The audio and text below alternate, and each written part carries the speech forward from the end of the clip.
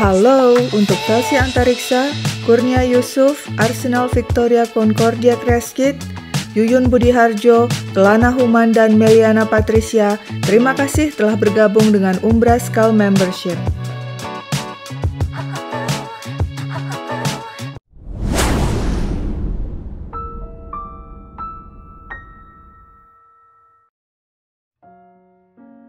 Pria ini bernama Iwan Andriansyah. Dirinya penderita talasemia, penyakit genetik yang diturunkan dari orang tua kepada anak. Pada penderita talasemia, produksi sel darah merah tidak optimal, sehingga sel darah merah mudah rusak.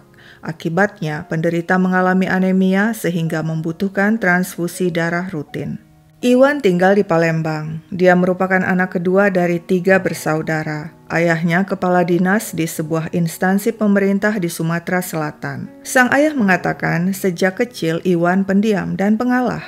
Jika permintaannya tidak dikabulkan, Iwan tidak akan protes dan menerima apa adanya. Contohnya menjelang Lebaran, meski kakak dan adiknya sudah dibelikan baju dan dirinya belum, Iwan tidak marah. Sikapnya yang pengalah membuat dirinya tidak punya musuh. Menurut sang ayah, Iwan taat beribadah dan tertutup, termasuk dengan orang tua. Seberat apapun persoalan yang dihadapinya, Iwan tidak pernah menceritakannya kepada siapapun. Iwan sayang pada saudara-saudaranya. Anak-anak tetangga juga suka padanya. Ketika Iwan dewasa dan tinggal di Palembang, setiap pulang ke rumah keluarganya di Lahat, anak-anak tetangga pasti akan berkumpul di rumah dan bermain dengan Iwan. Sejak kecil, Iwan tidak suka keluyuran. Usai sekolah, biasanya dia langsung pulang ke rumah. Dia bukan orang yang nekat. Demikian kata sang ayah. Setamat SMA, Iwan kuliah di sebuah universitas swasta di Jakarta. Di sanalah dirinya berkenalan dengan seorang gadis. Pada Agustus 2003, mereka menikah. Namun pernikahan itu berakhir dengan perceraian, sepertinya karena kondisi ekonomi yang belum mapan. Sejak saat itu, Iwan single. Pada 2007, dirinya diterima bekerja di Bank Pembangunan Daerah Sumatera Selatan. Tapi karena alasan sakit, 2 tahun kemudian pada 6 Agustus 2009, dia mengundurkan diri. Sekitar 2 minggu kemudian, pada 19 Agustus, Iwan tampak mengemudikan mobil Honda Jazz warna merah meninggalkan kota Palembang. Dia menempuh perjalanan kurang lebih 12 jam dan hanya berhenti 1 kali untuk mengisi bensin sebelum akhirnya tiba di Riau, tepatnya di RSUD Selasih, Pangkalan Kerinci, Pelalawan. Di areal parkir rumah sakit itu, dia meninggalkan mobil Honda Jazz merah itu. Apa maksudnya meninggalkan mobil begitu saja? Padahal di dalamnya ada jasad seorang wanita bernama Alia. Iwan menumpang ojek, minta diantar ke Bandara Pelalawan. Dia ingin segera naik pesawat ke Palembang. Tujuannya untuk merancang alibi palsu agar dirinya berada di Palembang saat nantinya Alia ditemukan tewas di dalam mobil di Riau. Tapi sial bagi Iwan, rencananya gagal sebab bandara yang didatanginya hanya bandara kecil, tidak ada pesawat ke Palembang. Akhirnya Iwan naik bus ke kota Pekanbaru Riau dan sempat menginap semalam di sana. Paginya dia menumpang bus ke Lubuk Linggau, Sumatera Selatan, kemudian melanjutkan perjalanan ke Palembang dengan kereta api. Setiba di Palembang, dia lanjut naik kereta api ke Lampung. Sementara itu, keluarga Alia mencari-cari gadis itu yang tidak kunjung pulang. Mereka menghubungi Iwan dan menanyakan keberadaan Alia. Mereka curiga Iwan pergi bersama Alia. Tapi Iwan membantah, juga berbohong, "Alia tidak bersamaku, aku sekarang berada di Pelaju." Pihak keluarga Alia yang curiga mengajak Iwan bertemu di kota Palembang. Iwan pura-pura menyanggupi, namun setelah itu dia segera mematikan HP dan mengganti nomornya. Iwan bertambah panik. Pada 22 Agustus, 4 hari setelah tewasnya Alia, dari tempat pelariannya di Lampung, Iwan menelpon keluarganya dan mengaku, "Aku telah membunuh Alia." Ayahnya minta Iwan secepatnya pulang. Lalu dengan didampingi sang ayah, Iwan menyerahkan diri ke kepolisian Palembang. Sementara itu jasad Alia yang telah membusuk ditemukan di dalam mobil Honda Jazz merah miliknya yang diparkir di Rumah Sakit Umum Daerah Selasih, Pangkalan Kerinci, Riau. Semua syok. Tidak percaya Alia mengalami nasib begitu tragis. Keluarga Iwan juga tidak habis pikir.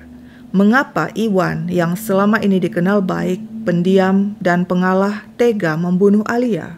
Siapakah Alia dan apa yang menyebabkan Iwan membunuhnya? Begini ceritanya. Cerdas, cantik, dan supel. Demikian orang-orang menggambarkan sosok Alia Pranitasari. Setamat SMA di Palembang, dirinya kuliah di Fakultas Kedokteran Universitas Sriwijaya, Palembang. Pada usia yang tergolong muda, 24 tahun, dia sudah mengambil spesialis kandungan, sama seperti ayahnya yang juga dokter ahli kandungan. Keluarga Alia memang keluarga dokter, termasuk ibu dan kedua adiknya. Dr. Alia belum menikah dan tengah menjalani koas atau praktik kerja di Rumah Sakit Muhammad Hussein, Palembang. Suatu hari seorang teman mengenalkan Alia pada seorang pria bernama Iwan Andriansyah. Iwan mengaku single, belum pernah menikah dan bekerja di Bank Pembangunan Daerah Sumatera Selatan. Ketika Iwan sakit, Dr. Alia pernah menjenguknya dan bertemu dengan ibu Iwan. Ketika Iwan butuh transfusi darah akibat penyakit talasemia yang dideritanya, Dr. Alia juga membantunya. Ada yang mengatakan mereka hanya teman dekat, namun ada pula yang bilang keduanya menjalin asmara, seperti juga pengakuan Iwan. Namun hubungan itu konon tidak direstui orang tua Dr. Alia sebab selain katanya Alia sudah dijodohkan, Iwan juga ketahuan berbohong soal statusnya. Dirinya ternyata duda yang telah punya anak. Meski begitu, kedekatan keduanya tetap berlanjut. Mereka kerap bertemu. Seperti pada Selasa 18 Agustus 2009 pukul 3 sore, Iwan bertemu Dr. Alia di restoran cepat saji McDonald. Menurut pengakuan Iwan kepada penyidik, saat itu mereka membicarakan kelanjutan hubungan asmara mereka. "Gimana hubungan kita? Kapan kamu ngomong ke orang tua kamu?" tanya Iwan yang ngebet menikahi Alia. Sang dokter menjawab, "Lihat nanti, tunggu aja dulu, situasi belum pas." Iwan geram, sebab setiap kali ditanya, Alia selalu menolak. Esoknya, Rabu 19 Agustus sekitar pukul 3 sore, Dr. Alia menghubungi Iwan lewat HP dan mengajaknya bertemu di parkiran Palembang Square Mall. Setiba di mall, Dr. Alia memarkir mobil Honda Jazz merah miliknya di parkiran mall dan selanjutnya dengan mobil Honda City milik Iwan, bersama mereka pergi bersantap ke sebuah rumah makan. Usai makan, keduanya pergi ke kawasan Tanjung Rawo melihat rumah milik orang tua Iwan yang sedang dibangun di sebuah kompleks perumahan. Selanjutnya, sekitar pukul 5:30 sore, Iwan membawa Dr. Alia ke kontrakan Iwan di sekitar Jalan Dwi Kora, Palembang. Di sana, menurut pengakuan Iwan, mereka bicara tentang masalah uang sebesar 50 juta milik orang tua Iwan. Uang 50 juta itu dipakai Iwan untuk menutupi uang kantor sebesar 51 juta yang diambilnya untuk dipinjamkan kepada Alia. Iwan minta Alia mengembalikan uang tersebut. Tapi Dr. Alia mengatakan saat itu dia tidak punya uang. "Uangku hanya 8 juta di ATM." Perbincangan mereka berlanjut.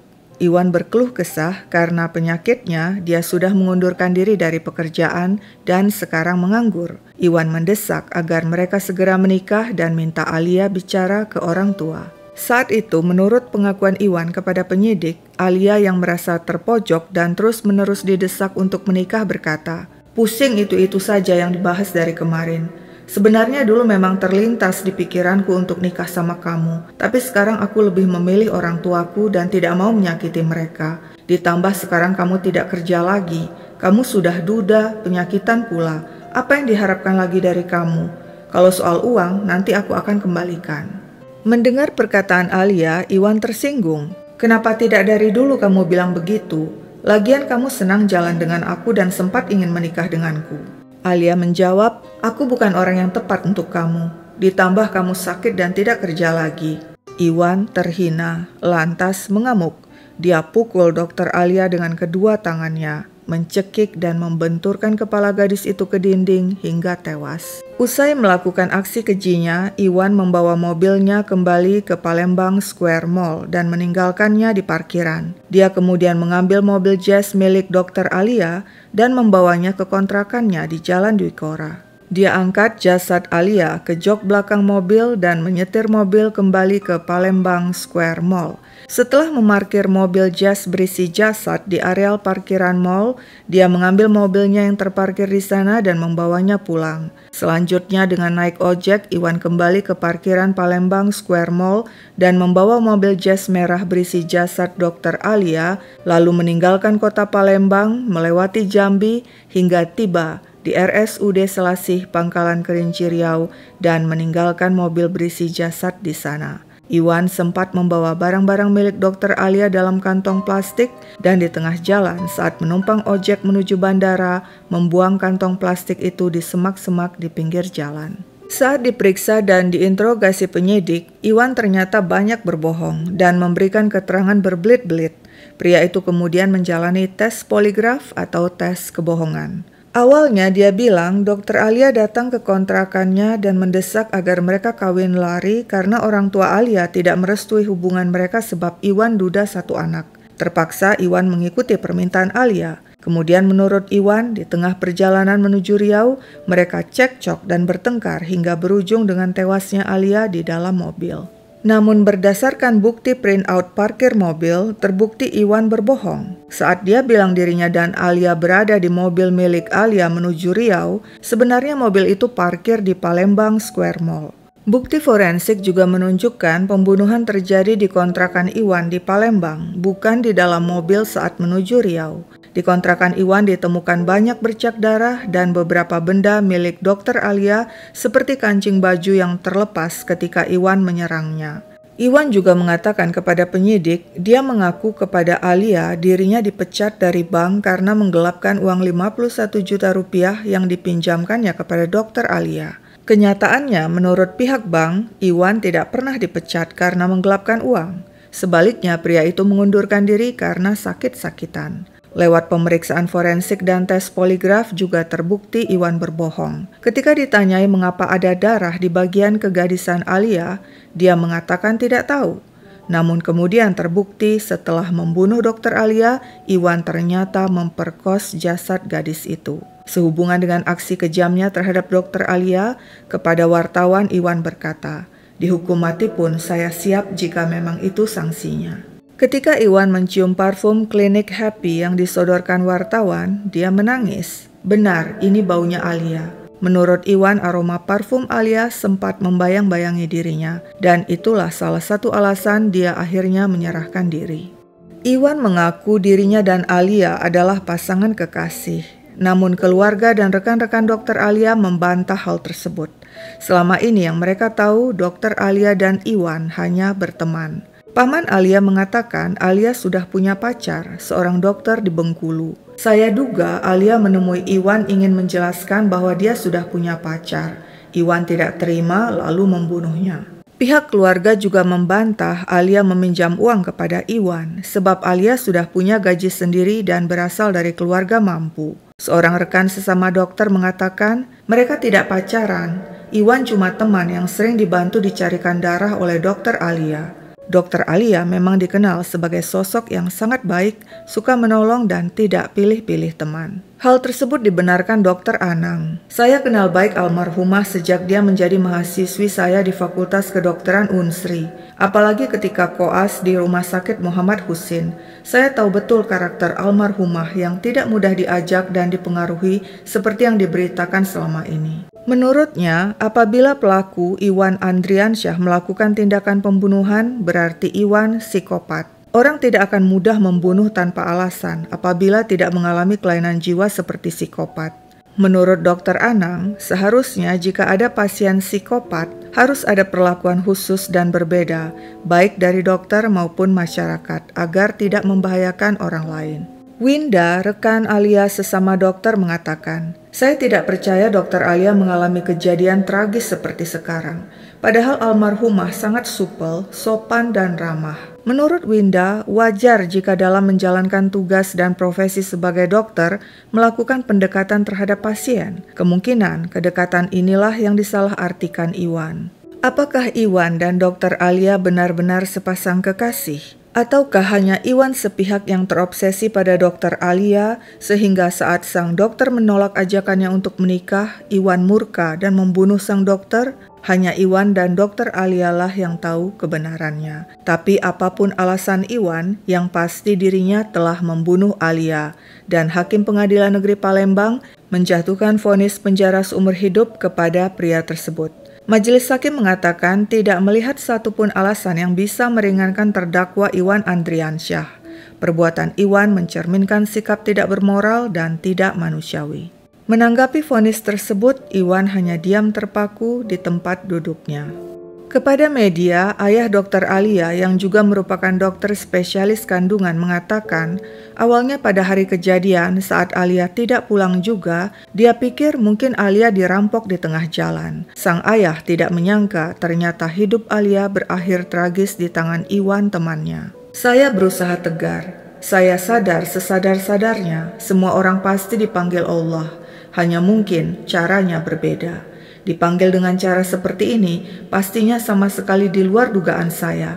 Kami sekeluarga tidak dendam. Biarlah semua proses hukum kami serahkan ke penegaknya. Tahun 1996, saat pertama kali naik haji, saya pernah berdoa kepada Allah. Saya berdoa semoga anak-anak saya menjadi anak yang saleh. Selain itu, saya minta semoga anak-anak saya semuanya jadi dokter. Tuhan ternyata mengabulkan doa saya. Kenikmatan yang saya dapat tentu ada ujiannya. Saya kehilangan 2 anak. Selain Alia, si bungsu juga meninggal saat kecil. Demikian kata ayah Alia kepada media. Sebelum divonis, Iwan pernah mengatakan kepada wartawan, dihukum mati pun saya siap jika memang itu sanksinya. Tapi faktanya, jangankan dihukum mati, divonis penjara seumur hidup pun tampaknya dia tidak siap. Sebab itu dia kemudian mengajukan banding lalu kasasi. Dan di tingkat kasasi vonisnya berkurang jadi 15 tahun saja. Sekian dulu ceritaku, sampai jumpa kapan-kapan.